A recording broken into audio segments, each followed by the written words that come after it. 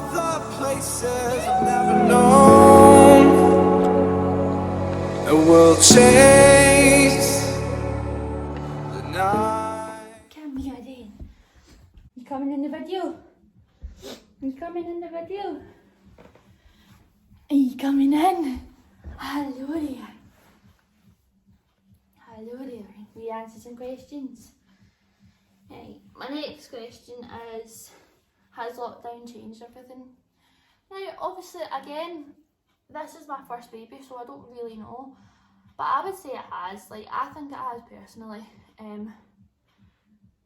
Again, like, just everywhere being shut, all the support systems being basically just taken off you. Not being able to have people come round, not only to visit them, but to help you out as well. It's just been really, really strange. Being left with so many unanswered questions, and you know, the whole birth partner situation, and having to go to scan yourself, and just it has kind of changed everything. I'm really grateful the way it's turned out, because I very strongly believe that everything happens for a reason, and every tiny, tiny, tiny minuscule thing in life leads to exactly where you're supposed to be right now.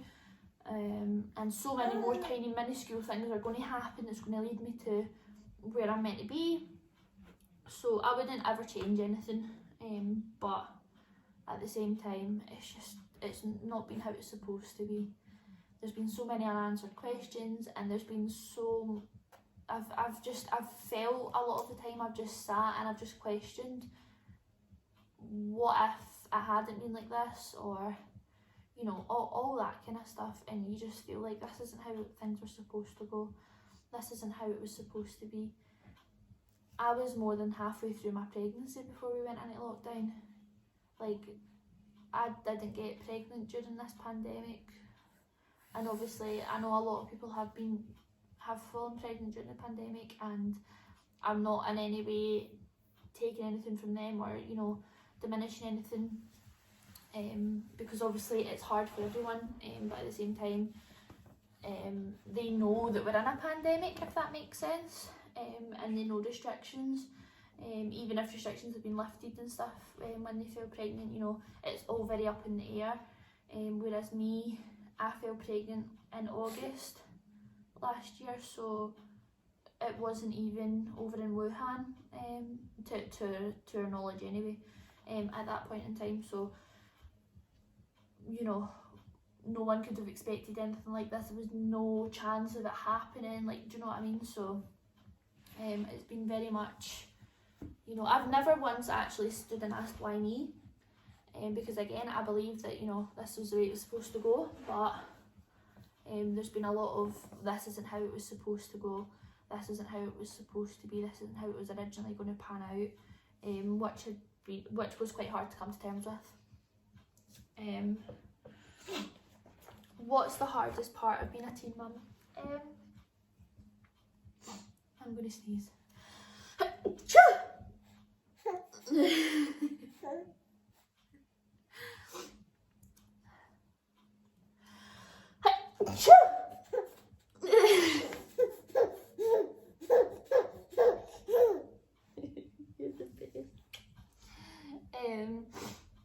The hardest part of being a teen mum, I would say the stigma. Like, the hardest part of being a mum, like, is obviously completely different, but the hardest part of being a teen mum is the stigma. Like, everybody expects you to do this, expects you to do that, you get, you know, all these horrible comments, and you know, you get children raising children, and you know, you just get a whole long list of stuff, and it's just horrible, and it just hits at you and hits at you and hits at you and breaks away at you, to the point where you lose confidence in yourself. And no matter what age you are, you're always going to question, you know, am I doing enough, am I a good enough mum, blah blah blah. And you know, comments like that just completely hit away at you, whether you know it's because of your age or not. And not that that makes a difference, but you know, like, they wouldn't be saying it to you if you were older, you know, might kind of make you feel a bit better, but you know, you don't think of it like that. You just think of it as these comments are getting made at me, and it's just horrible, and it just breaks about you, and it just makes you completely question everything all over again, which is horrible. So yeah, that's probably the hardest part, trying to stay confident in yourself when other people are breaking you down. How has being teen parents affected your relationships? For me, like, my relationship with my mum and all that is like, we've always been best friends, we've always been so close, but somehow we've managed to get closer, like, it's crazy. My relationship with Ross, obviously it's all over the place, like, hormones just make you fly off the handle, to be honest, and I know it's like, oh, blaming hormones, but they just, like, they make you someone different, like, they make you someone that you're not, sometimes, and I'm quite good at handling, you know, my moods and, you know, all that kind of stuff sometimes, but sometimes you just snap, sometimes you just can't, but bless him, Ross has just been an absolute angel, and understood everything, and I think, honestly, it's just made us closer, and it's just made us, you know, again, fall even more in love with each other, even though we didn't think that was possible, if you know what I mean. And obviously, you know, just looking at Noah all day, every day, and all night, every night, it's just like, you just think, wow, like, he is literally half of me and half of the person that I'm absolutely in love with, and it's just amazing. It's crazy. Excuse me. What have you done? You've pulled that way out. Look at the length of that. That's double the size. What have you done? What have you done to me? Try to strangle me? Any advice for new mums? Do you know, there's so many different pieces of advice that you could give to people. So many. But at the end of the day, my biggest, most important piece of advice would be, make sure you have a support group around you, and make sure that support group knows your wishes.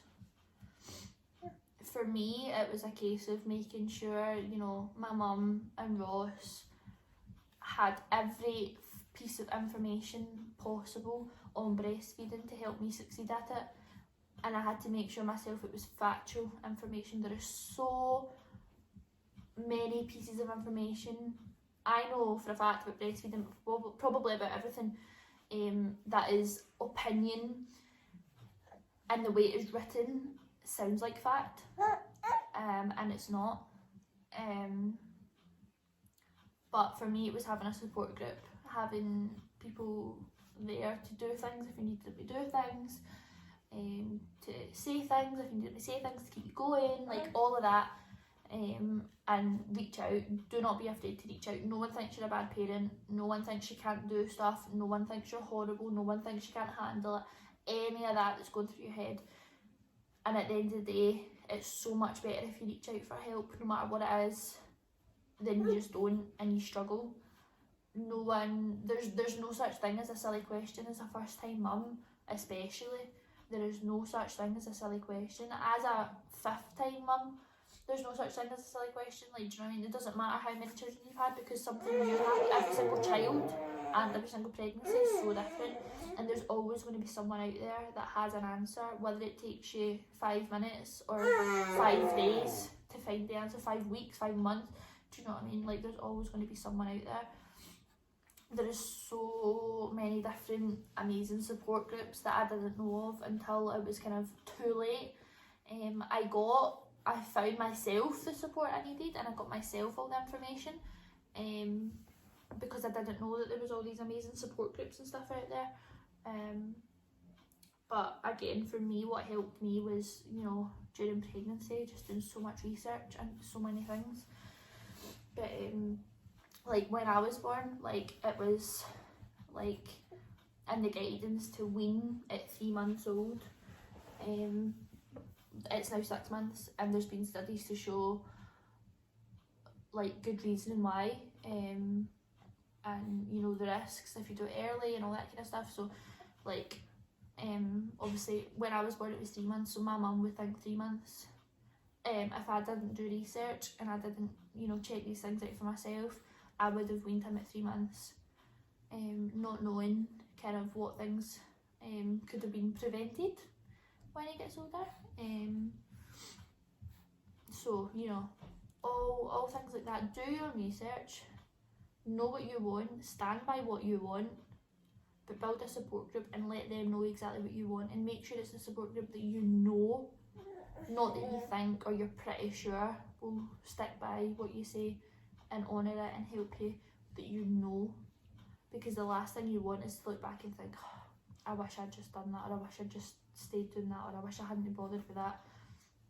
Because you just eat yourself up. Do not have any regrets, because this could be your only chance of having a child. Like if you're a first time mum, like it could be your only time as well. So there's all those kind of things to think about too. But have a good support group and know what you want are my two pieces of advice. Everything else anybody will tell you. If you ask anyone for advice, it will be the same type of stuff. But for me, it's that. Opinion on idolising teen pregnancy. Now this is an interesting one. I think, like I said before, the comments and stuff that I got, and the children raising children and all this kind of stuff, that bugs me. That really bugs me. I think it needs to be normal. It needs to be normalised. It needs to be a normal thing to be a teenager and be pregnant. Now, I don't mean like, really, really young. I mean legal. A legal age. But a legal age is a teenager. A teenager sounds young, but you're an adult. You're an adult mother. So that doesn't sound young, but when you say teenager, it makes you sound like a child. But it needs to be normalised. But it needs to stop being promoted. I'm not on here promoting it. I'm on here making videos about our life, and it's something for us and Noah to look back on when he's older, and see all these videos of stuff we've done. But I'm not on here saying, oh yeah, no, everybody needs to go out and have a baby. It needs to be normal. It needs to be something that is not shamed, but it also needs to be something that isn't like promoted.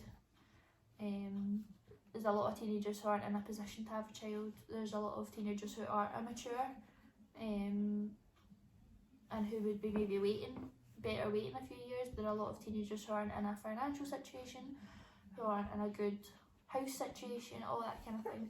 And all of this should be taken into account. Because at the end of the day, the only person you can rely on is yourself.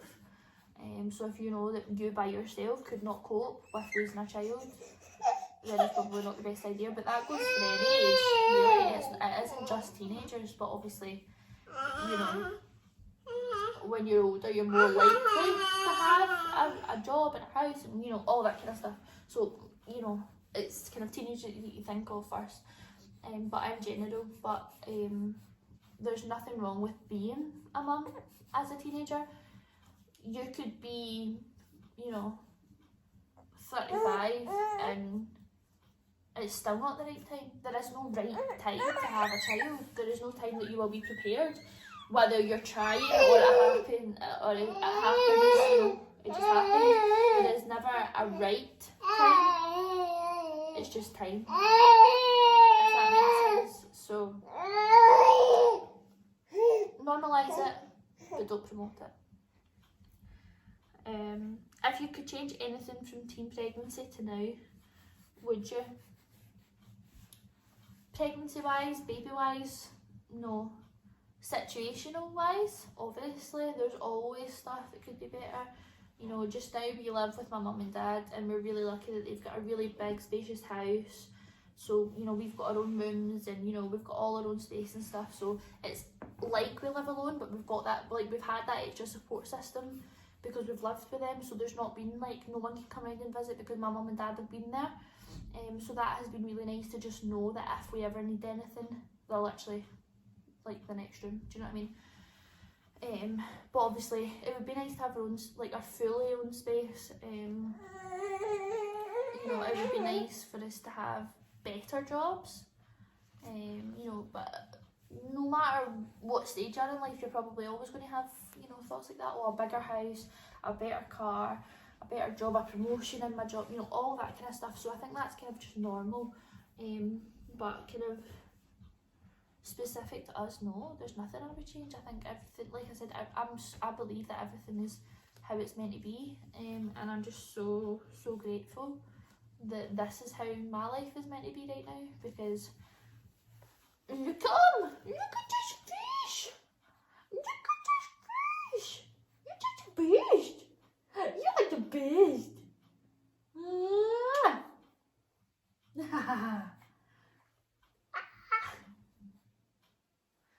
I wouldn't ever change anything for the world. Excuse me, say hello. Say hi. Hello. Hello. Mwah.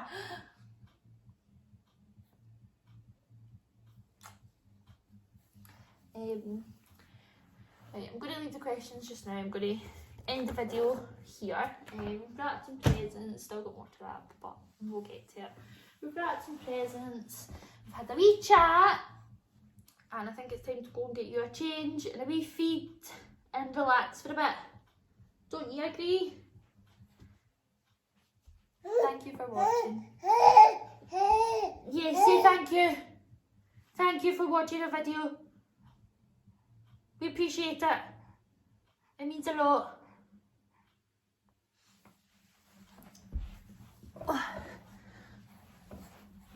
Okay, thank you for watching. We really appreciate it. We hope you liked the video. Please subscribe if you want to join our family. And we love you lots.